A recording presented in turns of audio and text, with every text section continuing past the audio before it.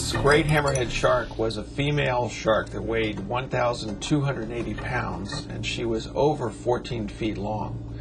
And she was caught in May of 2006 by a sport fisherman who was really trying to set a world record, and it looks like he did. Well, the fisherman called us long after the shark was dead. It actually had been dead 24 hours or more, and asked us if we would like the specimen. Now, we would never ask a fisherman to go out and target a shark and kill it as a specimen for our research. But since the shark was already dead and appeared to be possibly the largest great hammerhead ever examined, at least caught by a fisherman, we said, well, it would be better to accept that specimen and get some science out of it rather than just have the fisherman take it to the city dump. Well, this particular specimen was not the largest that scientists have ever seen, but it's the largest that a fisherman has ever caught, and it turns out it's the largest pregnant female of this species, with, as we discovered, 55 pups, what we call pups, baby sharks inside of her. Now, in the past, in the scientific literature, the species was supposed to have between 20 and 40 pups at a time.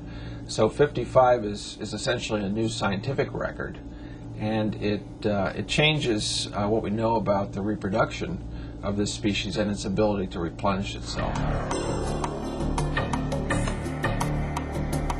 Well, these juveniles were very close to being born. They were large.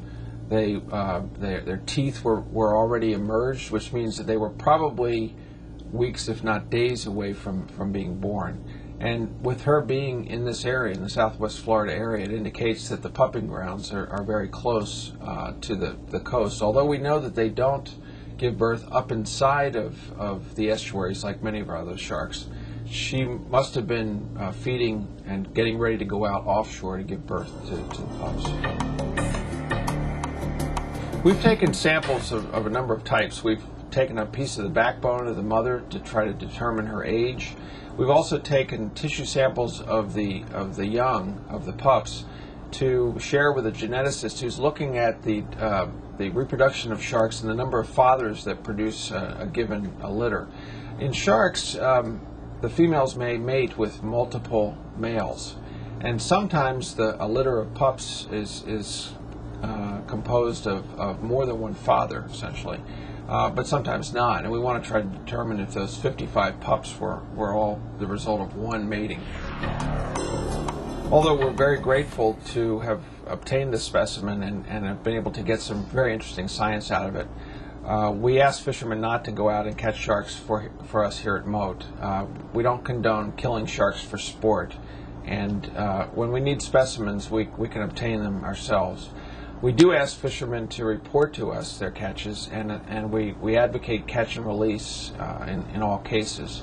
And particularly if fishermen can tag their catch and report those tags to us, or even better, report seeing our tags on a shark, then we can learn so much more about the sharks and still preserve their populations.